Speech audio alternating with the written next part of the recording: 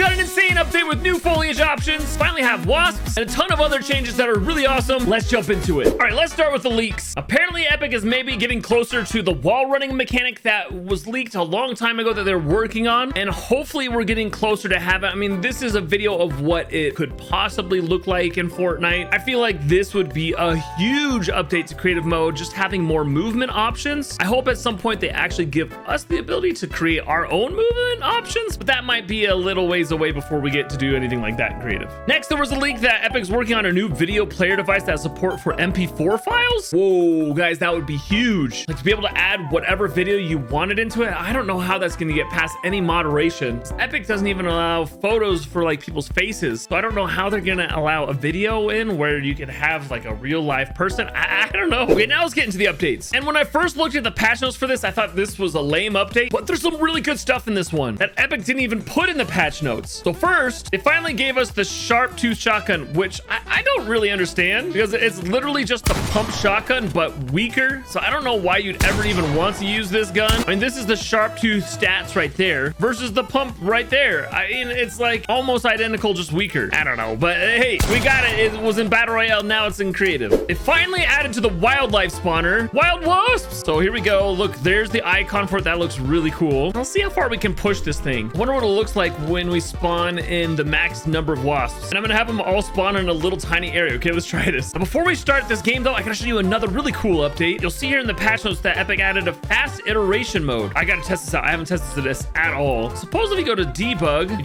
you can turn fast iteration on. Okay, let's see what this does now. We're gonna start the game and it shouldn't have like a countdown menu or anything, and you should just, oh look, we just started, no countdown. That's awesome. Oh, that saves so much time. I mean, it saves like 3 or 4 seconds, but yeah, it saves time. And look guys, we got wasps coming in. Oh my gosh, they're all flying away from me. What the heck? They shouldn't. Why don't they all stick together? They're like spreading out. Okay. Oh, there is a lot of these swarms. I don't remember, do they hurt you if you hit them? They don't like chase you or anything? I feel like if you hit them, they should like chase you. What happens if I shoot them? Can I shoot? Oh, whoa, that made them mad. Will they chase me now? Okay, they don't chase you at all, but when I, oh wow, they disappeared. Wait a second, so if you make them mad, do they hurt you? Oh, there we go. Oh yeah, now they're stinging me. Okay. And I think you can gather them. Yeah, look, come back, I gotta gather you. Okay, we gathered them. All right, and now I've got the wasp jars where we can throw them. That is really cool. Wait, does that mean we have a new consumable? We got firefly jars. I just typed in wasp, there's nothing there. So the only way to get the wasp consumable is through the wildlife spawner, but I'm curious, if we turn infinite consumables on, we'll have infinite wasps. And then another thing I want to test is if they'll fly outside of the spawn area. Like, can I trap them all within this box? And then actually, can I spawn more than like the 20 or 40 that it allows? Let's try it out. Here we go. Okay, we got some spawning in. That's a lot. Let's see, will they stay in here? Okay, they're not flying away now. They're all staying within the box. Awesome. But how many will spawn in this one area? Oh, not a lot are spawning. Interesting. Actually, I feel like more are just disappearing as I walk around. Okay, well, let's jump in. Let's gather them up. Do we have infinite? Oh, we have infinite now. Okay, wait. Let's get away from, man, that is really loud. How many of these can we throw down at once? So if we just chuck them, we can just chuck them all down right there on top of each other. Oh my gosh, there's so many bees. Look at that. Oh my goodness. I guess they're not bees, they're wasps. I'm sorry, I didn't mean to get my insects mixed up. Okay, this is actually kind of cool. But I don't know why they didn't give us the actual consumable. This is really cool. Okay, now this update is actually kind of massive. With this update, UEFN Creative Islands now support players chatting in either game or party voice channels. This is one of the biggest drawbacks to Creative 2.0 or UEFN, is voice chat was not enabled in the game mode at all. So players couldn't talk to each other. It was even hard to chat within your own party. But now it's enabled, so that's massive for Creative 2.0 and more game modes that wasn't available before. Huge! They finally added some stuff to the guard spawner. So if you go to your weapons and scroll down to guard over here, you'll notice that in here they've added all the chapter 3 and 4 weapons into here that we've just been waiting forever for. So you can see the mammoth pistols in here, even the sharp tooth shotgun, flapjack rifle. I mean, there's a lot of really cool weapons in here now that were not available before. Oh, look, there's even the egg launcher. Actually, I want to try that and see what that looks like if there's a bunch of people shooting egg launchers.